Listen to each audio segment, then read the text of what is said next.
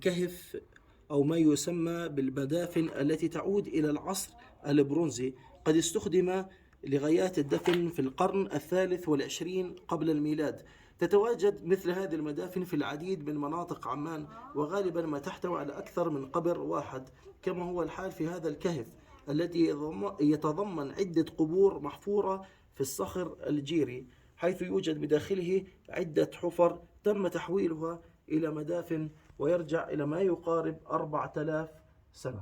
ما نراه الآن هو كان فرن لإعداد الجير، لأن الحجارة التي استخدمت في بناء معالم جبل القلعة كانت من الحجارة الجيرية، وكان هذا الفرن تحرق فيه الحجارة على درجات حرارة عالية جدا، ومن ثم توضع لمدة 3 أيام متتالية باستخدام الحطب كمادة للوقود. وبعد ما أن تبرد هذه الكتل الحجارية كانت تجمع وتسحق، ثم يضاف إليها الماء مما يعطيها القوة الكبيرة، أو ما يعرف بعصرنا الحالي مادة لاصقة كانت تلصق به الأعمدة، وكانت تلصق به الحجارة المرصوفة فوق بعضها البعض. هي كانت تعرف بالقلعة في أيام الفترة الأموية، وتشمل العديد من الوحدات السكنية على شكل غرف كما نشاهد الآن. وهذه الغرف كانت مخصصة لجهاز الموظفين والإداريين الذين كانوا يشتغلون تحديدا في القصر الأموي والمسجد الأموي. ما نراه الآن من معلم بارز هو ما يسمى بالمسجد الأموي، والذي كان ملحقا بالقصر الأموي. يرجع هذا المسجد إلى 730 ميلادي، وأقيم هذا المسجد في أعلى بقعة من جبل القلعة إلى جنوب القصر الأموي، فوق مصطبة يتقدمها 6 درجات عريضة التي نحن عليها الآن، تمتد أمام واجهة المسجد. أما المخطط الداخلي كما ترون الآن فيتألف من ساحة مركزية مكشوفة تحيط بها 7 صفوف من الأعمدة، ويحتوي كل صف على 6 أعمدة، غطيت البلاطات بين هذه الأعمدة بواسطة قباب صغيرة. تعتبر هذه الطريقة في الرصف هي من الطرق التسقيف الفريدة، ولم تكن معروفة في بلاد الشام.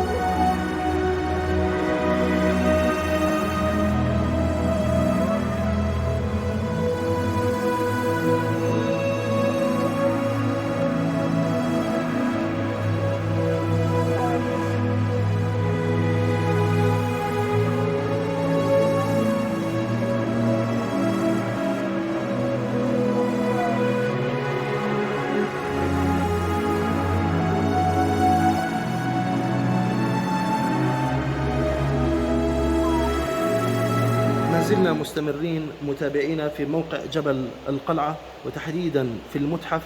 من أمام هذه التحفة الرائعة أو ما تعرف بمسلة ميشع، والتي ترجع في تاريخها إلى القرن ال9 قبل الميلاد، تحديدا في العصر الحديدي. تعتبر هذه المسلة التي ترونها الآن أقدم وأطول مسلة تاريخية في بلاد الشام، واكتشف هذا النقش راهب ألماني عام 1868 ميلادي في مدينة ذيبان، والتي كانت تسمى في النقوش القديمة ديبون، عاصمة المملكة المؤابية ومقر حكم الملك ميشع. هذه المسلة تتكون من مادة البازلت، وطولها ما يقارب 100 سنتيمتر، وعرضها 60 سنتيمتر، واحتوت على 34 سطرا لخص فيها الملك ميشع انتصاراته على اليهود، وكيف أنه استطاع تخليص مملكة مؤاب منهم بعدما عاناه شعب مؤاب من اليهود من المعاناة والظلم لفترات طويلة، وكيف أنه استلم الحكم بعد أبيه الذي حكم 30 عاما كما يتحدث عن إنجازاته في حفر القنوات وبناء المعابد.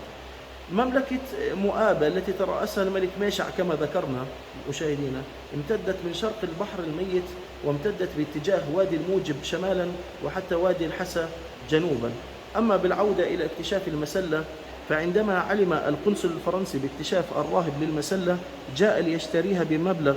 الأمر الذي أثار شكوك السكان والقبائل المحلية، بحيث أنه لا يمكن أن يدفع هذا المبلغ بحجر إلا إذا كان هذا الحجر يحتوي على سر خطير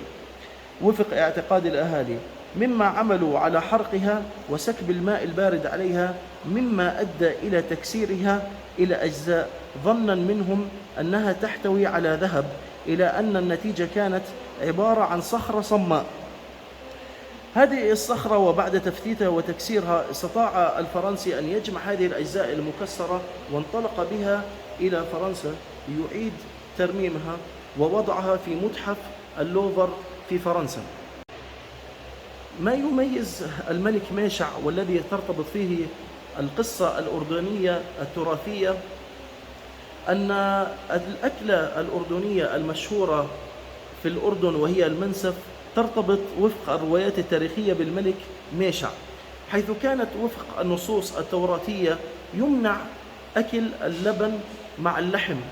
مما جعل الملك ميشع الذي كان في عداء مستمر مع اليهود على الجانب الآخر استطاع أن يفرض هذه الأكلة اللحم مع اللبن في منطقة مؤاب، المنطقة التي تقع في الأردن، مما